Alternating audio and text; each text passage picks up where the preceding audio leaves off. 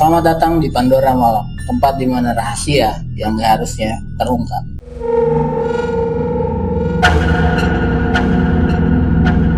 Di segmen kali ini kita kedatangan satu bintang tamu, yaitu salah satu manajer yang mengalami kejadian aneh dan horor. Perkenalkan dulu. Oke, nama saya Anugrah. Panggil aja Angga. Pak Angga, dengan Pak Angga ya. Nah, Pak Angga ini katanya mengalami kejadian di toko ya Pak ya? Ya, di salah satu mall. Di salah satu mall. Seperti apa ceritanya? Kejadiannya tahun sekitar 2010, 2009-2010. Kejadiannya lama ya. udah lama banget. Itu. Jadi pada saat itu kebetulan di perusahaan tempat saya bekerja itu mau mengadakan pameran. Oh iya. Ya, mengadakan pameran. Jadi saya masuklah shift malam, kedapatan shift malam karena buat preparation si pameran tersebut kan, karena besoknya kita harus pameran. Nah, terus ya seperti biasa halnya pameran, saya mengeluarkan lah barang-barang yang ada di toko tempat saya kerja itu ke main hall-nya, ke atriumnya, gitu kan.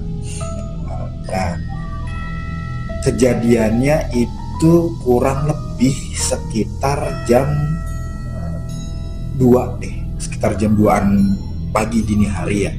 Jadi saya itu kan bawa troli itu nggak boleh lewat selasar mall, jadi harus memutar lewat parkiran.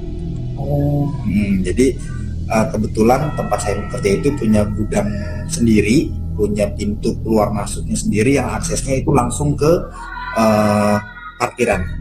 Nah, nanti dari parkiran langsung masuk ke area atrium mall di mana tempat pameran tersebut. Nah, ketika saya selesai bawa barang, otomatis saya harus balik lagi nih ke gudang karena harus loading barang lagi, harus angkut barang lagi. Nah, gudang itu si troli ini kondisinya kosong. Nah, kondisinya kosong. Nah, terus tiba-tiba di area parkir itu saya dengar suara sayup-sayup nangis. Cuman karena sejujur saya pribadi orangnya yang nggak begitu terlalu menghiraukan hal-hal yang kayak gitu dan selalu berpikir positif kalau misalkan ya mungkin ada anak nangis itu dari mobil yang masih sisa di situ segala macem. Cuman ya pikiran negatif saya kan itu jam 2 udah nggak ada, pasti udah nggak ada mobil lagi kan. Iya, pasti. Cuman ya saya isi dengan pikiran-pikiran positif kayak gitulah intinya. Udah sampai saya di pintu gudang itu ada security juga yang memang jaga malam juga, karena harus ngawasin keluar masuk barangnya teman-teman yang sambil loading barang. Nah, kebetulan saya duduk di situ sama security sambil melihat CCTV. Terus saya bilang, Pak, di area parkir yang sebelah sini, saya lupa itu karena udah lama, gue dengar anak nangis dah gitu. Terus dia bilang, ya Mas, namanya juga mall pasti angker gitu. Karena kan yang namanya mall dulunya pasti entah bekas lapangan, entah bekas apa segala macam kan. Oh, berarti security-nya langsung nanggepinnya itu horor gitu. Bukan ada orang anak tinggalan, bukan. Ya dia langsung gitu aja, Mas, namanya mall ya pasti serem gitu kan. Oh ya udah. Nah, di dalam area toko tempat saya bekerja, jadi area toko, area floor sama area gudang dan security itu terpisah sama pintu akses lah. Ya, akses pintu. Tiba-tiba di salah satu departemen itu terdengar suara kayak shelving, tahu shelving kan Mas? Oh iya. Shelving ambrol. Wah. Jujur itu kaget, kita berdua kaget. Saya cek CCTV, kita cek bareng-bareng CCTV, dimundurin itu nggak ada kejadian jatuh atau apapun. Gitu, nggak ada kejadian yang oh sini jatuh segala macam, nggak ada. Jadi di CCTV itu normal aja kayak biasa. Normal ya. Tapi Bapak nyoba nggak buat datangin? Itu habis itu saya datang. Oh iya. Habis itu saya datang, cuman berhubung pintu itu harus dijaga karena untuk keluar masuk barang atau takutnya ada orang masuk. Akhirnya saya sendiri tuh ke lokasi tersebut. Dalamnya di sana tuh memang nggak ada kejadian apapun yang jatuh. Padahal jatuhnya itu kayak shelving ambruk. Kayak kalau rak di Indomaret ambruk kan pasti bunyinya keras banget. Iya iya. Nah itu bersih, nggak ada kejadian apa-apa. Akhirnya saya balik lagi, saya bilang ke kepala security itu, saya bilang nggak ada yang jatuh. Nah kan kata security baru gue bilang namanya mall pasti ada aja gitu. Nah karena yang balik lagi saya tuh orangnya yang nggak berpikiran macem-macem ya. Ya udahlah, saya balik lagi bawa barang, terus saya selesai drop di lokasi pameran, saya kembali lagi ke toko, tapi saya nggak bawa troli. Oh iya. Ya, karena kalau bawa troli dia harus muter lewat parkiran. Iya benar. Saya nggak bawa troli, saya alhasil lewat dalam. Karena saya nggak bawa apa-apa nih, Iya. saya lewat dalam. Saya mau lewat pintu depan karena saya masih penasaran seserem apa sih mall kalau malam. Saya selalu kayak gitu sih sebenarnya orangnya. Terus, nah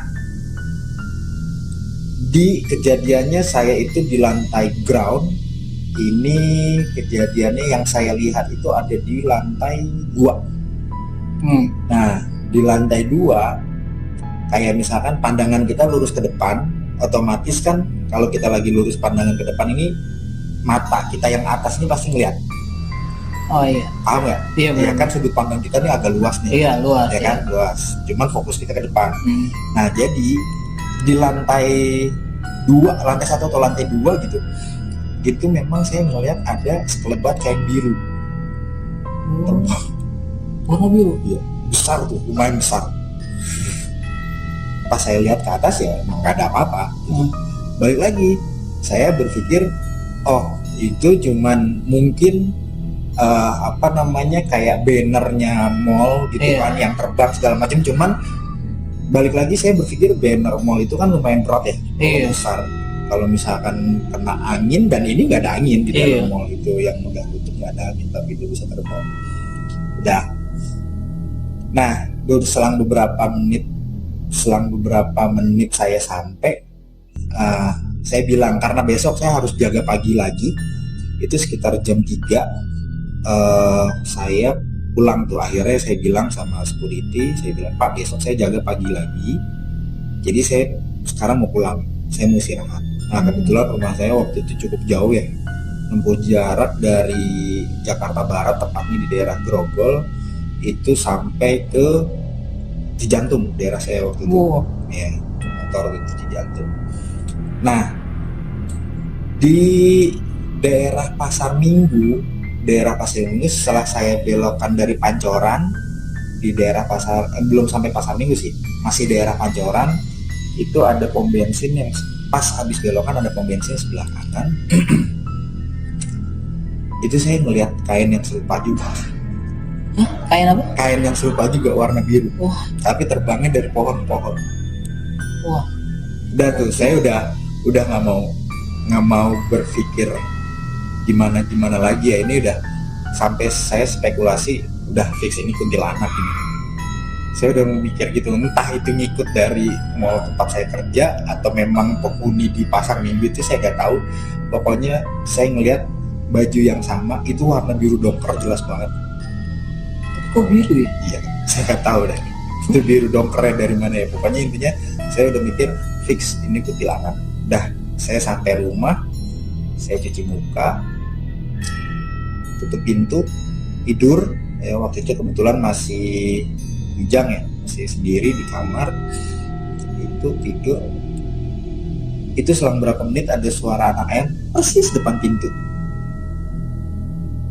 Udah Dan dari situ udah Kayaknya itu ngikutin. akhirnya besoknya ya seperti biasa lah, sakit katanya sih, kata orang ya karena lu ngeliat begini gitu. Cuman ya karena saya orang yang nggak begitu ngambil pusing hal-hal gitu ya, mungkin karena saya terlalu capek kerja segala macem, ya udah. Jadi intinya saya itu benar-benar diikutin, nggak tahu memang kondisi itu, nggak tahu memang lagi apes atau memang karena saya lagi capek juga. Intinya saya ngeliat jelas banget yang namanya anak nangis, terus yang namanya kain sekelebat warna biru dongker besar itu saya lihat 2 kali, terus ada suara anak ayam di depan kamar saya persis. Padahal di sekeliling rumah saya itu nggak ada yang pelihara anak ayam sama sekali, nggak ada yang pelihara ayam. Oh. Tapi itu waktu di mall itu memang Bapak sendiri. Maksudnya security-nya tuh di daerah situ ada banyak nggak sih? Kalau security mall itu kan kalau malam mobile ya, Mas. Mobile. Jadi kalau dibilang sendiri enggak juga, karena pada saat itu ada sekitar 10, mungkin 8 sampai 10 orang yang pada saat itu bantuin saya buat loading barang, buat display barang. Cuman yang namanya bolak-balik ngeloading barang dari gudang ke depan itu kan nggak 10-10-nya ya. Iya. Pasti kita bagi 2, 5-5. Yang 5 di sana jaga barang, ada yang set, yang 5 mondar mandir. Nah, yang mondar mandir pun nggak cuman berdua bertiga, kadang-kadang ya kita harus sendiri gitu. Nah, kebetulan pada saat itu ya pas saya lagi sendiri gitu. Sebelum-sebelumnya ya saya kadang berdua, pas banget udah selesai drop barang, berdua kita jalan ngeloading barang lagi, ngambil barang lagi. Cuman pas saat itu ya saya lagi balik sendiri aja. Iya. Nah terus apa namanya, selama kan itu kan Bapak udah ngalamin kejadian itu, yang lain ada nggak cerita yang nyeritain gitu, gua tadi tuh habis ketemu ini loh gitu? Nggak ada dari teman-teman yang lain? Nggak ada sama sekali. Jadi ya mungkin karena saya sendiri yang lihat dan yang ngalamin, jadi nggak ada yang saya tanya juga sih, lu kemarin gini lihat ini nggak ada bang, biasa aja, dia bilang gitu kan. Terus ya saya bilang ke security yang pada saat itu jaga barang sama saya juga, udah dia nggak lihat apa-apa lagi, dia cuma dengar barang-barang itu yang pada jatuh semua, itu yang barang-barang dengar sama saya itu. Iya, berarti security-nya juga nggak ada yang ngelakuin sama sekali. Wah, gimana mau ngerasain sendirian doang ya. Tapi apa namanya, kalau mall tuh biasanya memang kalau tutup tuh mati semua lampunya, Pak? Apa pas lagi kejadian itu nyala? Kalau mall itu yang nyala itu emergency lamp, Mas. Emergency lamp, jadi lampu emergency, di mana biasanya ada beberapa titik ya, kalau mall besar mungkin bisa 5-10 titik emergency lamp ya. Nggak semua nyala, jadi kondisinya itu temaram gitu sih, jadi kayak ada cahaya cuman ya sama-sama redup gitu kalau di pas mau tutup itu. Iya, berarti kayak apa, biasanya juga kalau redup-redup gitu banyak juga yang ngikutin.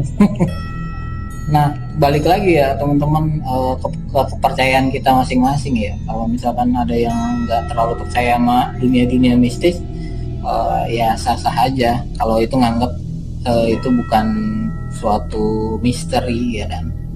Ya, terima kasih banyak nih Pak, udah ngasih pengalaman misterinya ya yang ke kita ya. Terima kasih. Jangan lupa nonton di episode berikutnya. Bye bye.